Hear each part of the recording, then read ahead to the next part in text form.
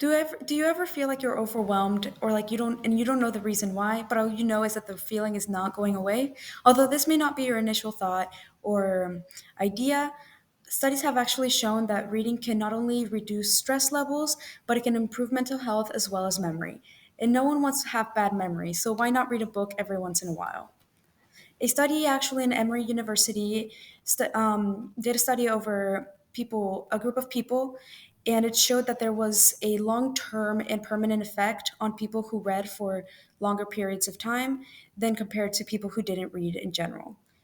And many people don't often like it whenever you're told uh, that, reading may not be that fun. They think that it's honestly a useless idea or that it might just be boring, but there's always something for someone to read. There's always something for someone. And now I would like to explain to you why it's so important that we maintain reading as a constant activity in our daily lives in some way or another, and how it not only leads to a happier life, but also a healthier life. What people may think initially when they think of reading is that, you just learn stuff, but there's a lot more to reading than meets the eye. A Pew Research survey actually said that the average American reads only 4 books per year or 12 months.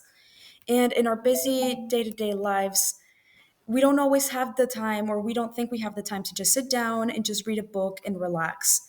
In our daily lives now, we have phones and other electronic devices that take up most of our time, if not all of it. And one of the coin terms for this has been infomania. And it's been described as a desperate obsession or need to fill our brains with more information, with news, or something such as social media, any kind of entertainment, especially through the use of electronic devices. And it is important that we take a break because using so many electronic devices has been shown to also increase anxiety. In 1992, there was a study in which 24 adults were participated in a very stressful task, especially something that would not allow their brains to properly process it.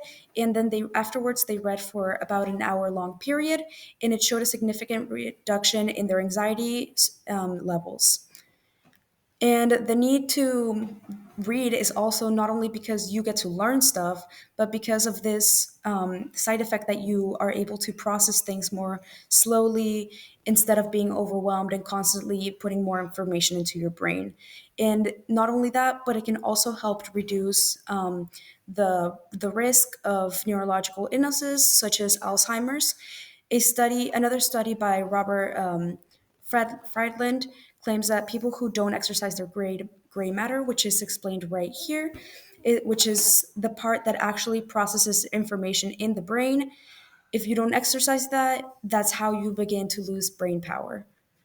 The reading a novel also involves like bodily sensations, which also not only exercises your brain, but also the rest of your body. You get to feel whatever you are reading. And long-term changes in connectivity, as we discussed before, are observed several days after reading. Many people express that the reason why they don't read is because of their busy schedules or that they have no time to read books, even if they wanted to. And a study done by Beth Rogoski, a professor from Bloomsburg University, explains that audiobooks turn out to be exactly as effective as real books do generally. This was proven by a study in which two groups of people were either told to read a book or to listen to the book as an audiobook.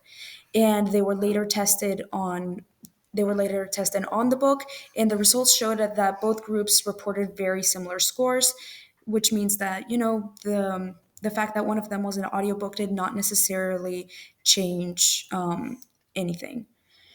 Now, now that we have discussed some of the benefits from reading and why there's always a way to read, let's discuss some of the reading options that there are and how you can incorporate reading into your personal life.